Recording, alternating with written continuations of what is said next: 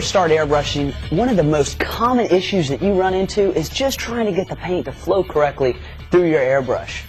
Well, we're going to cover this, but we're going to do it in a couple of steps. We're going to start off with some of the basics that lead us up to figuring out exactly what the problem is, trying to get paint to flow correctly through your airbrush. Let's get started.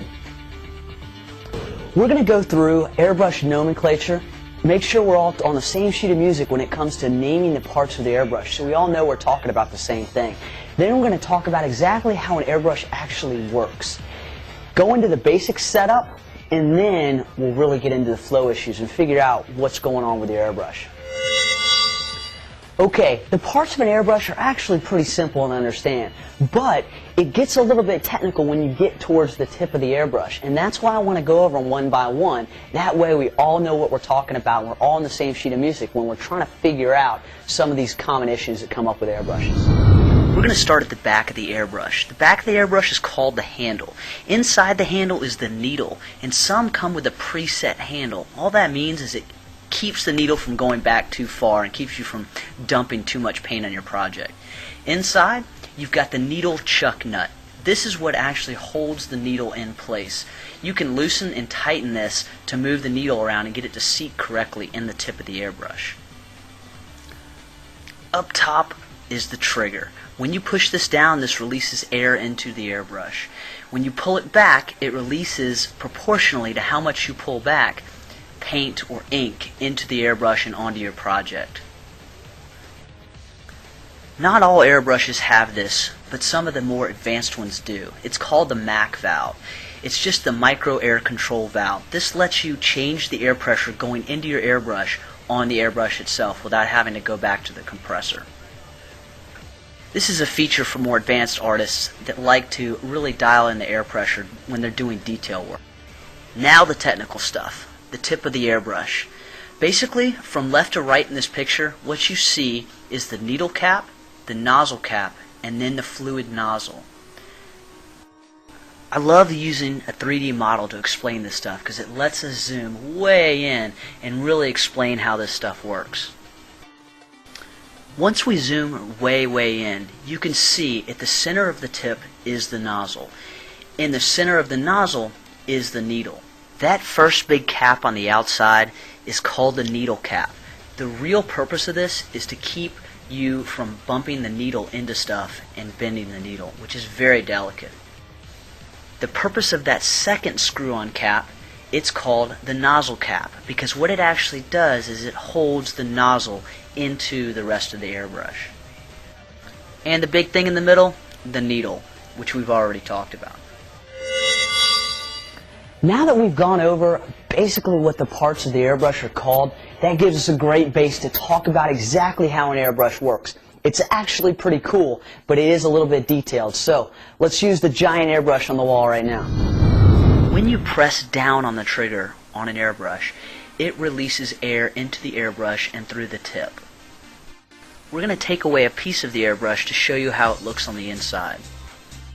Now, as you can see, the air travels up and through this piece on the base of the front of the airbrush.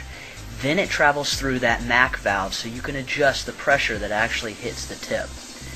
As it travels through the MAC valve, then the air is released into the tip around the nozzle. Now, as we zoom into the nozzle, you can see that the air comes from around the nozzle and then flows over the nozzle. Bernoulli was this guy that was really smart, alright? And he figured out that if you flow air faster than the air around it, it creates a lower pressure. Well, that low pressure is actually what's sucking the paint out of your airbrush and putting it on your project.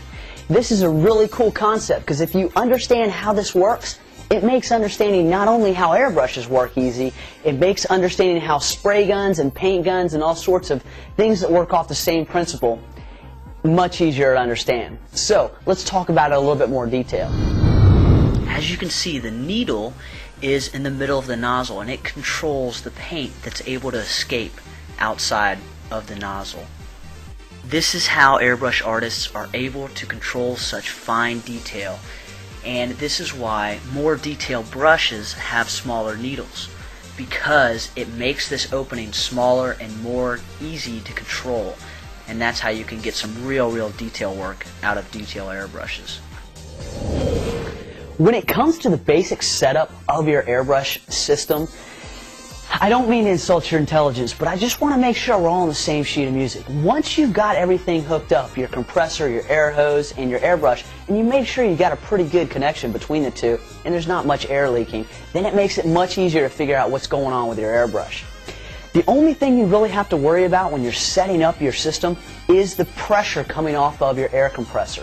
And that pressure is regulated, you got it, right at the regulator. So, look at your regulator and figure out what the air pressure is coming off your compressor. And then you can adjust the regulator to the air pressure that was recommended for your type of airbrush.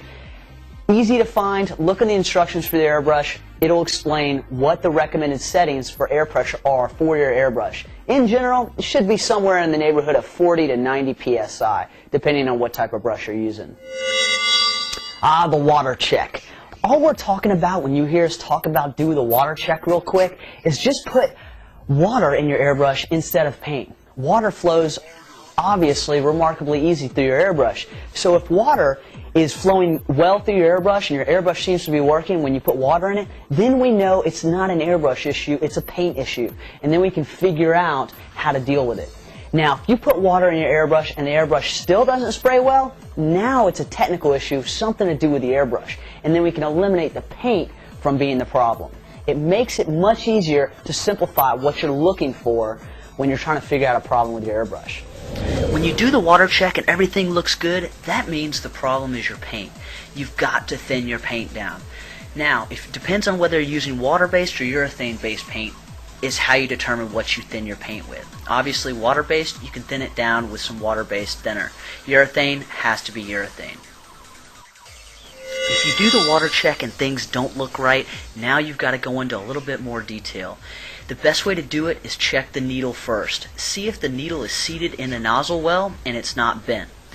Then you need to check the nozzle. Make sure it's not cracked or dirty. And then finally, make sure your air source is working correctly and air is getting to the tip of the airbrush. A big thing here to remember, unhook your air source first before you do this. That way you don't spray yourself in the eye and put your eye out, kid. So remember, this is where the magic happens, and this is most likely where your problem is.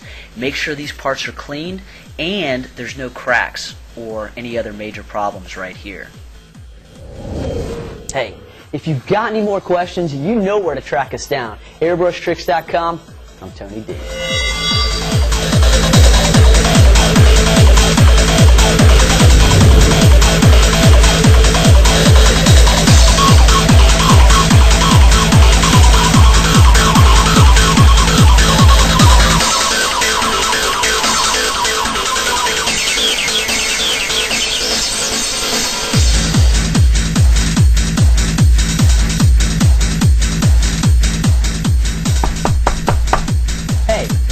Paying attention?